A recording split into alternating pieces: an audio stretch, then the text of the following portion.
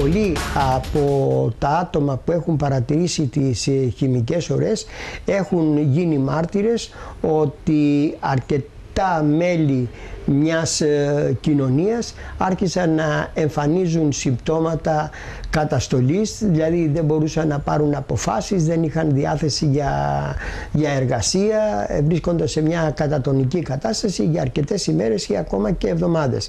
Κανείς λοιπόν δεν μπορεί να αποκλείσει ένα τέτοιο ενδεχόμενο, όσο παράλογο και αν φαίνεται, διότι δεν αποκλείεται να γίνονται πειράματα μιας καινούριας κατηγορίας χημικών όπλων μαζικής καταστροφής, όπου ο αντίπαλος θα τίθεται σε μια περίοδο κατατονική, σε μια διάθεση που δεν θα μπορεί να σηκώσει το όπλο.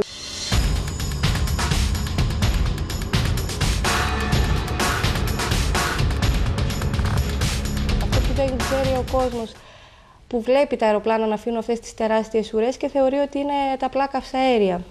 Δεν είναι καυσαέρια.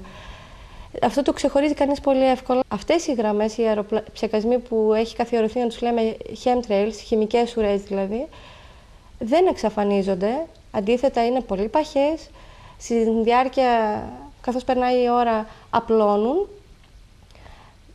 Δημιουργούν κάποια στρώματα που μοιάζουν με νέφη, αλλά δεν είναι νέφη, και σταδιακά, στο πέρασμα της ημέρας, ο ουρανός γίνεται εντελώς άσπρος. Καλύπτουν σταδιακά τον ουρανό, καθώς ανοίγουν, σαν δημιουργούν μια κουβέρτα, ας πούμε, μια λευκή κουβέρτα.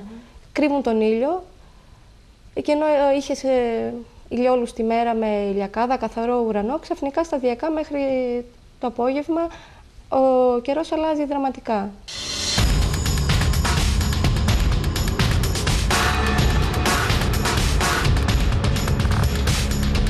Λέγεται ότι ψεκάζουν ιώσεις και μετά την άλλη μέρα την αντιβίωση. Πρώτον, και πειραματίζονται. Δεύτερον, ψεκάζουν, ή μάλλον στο ίδιο θέμα, όσον αφορά τις ιώσεις, με τις ιώσεις αυτές προσπαθούν να κρατούν τους λαούς κοιμισμένους. Προσπαθούν να μας κρατούν υποτονικούς με αυτό το πράγμα.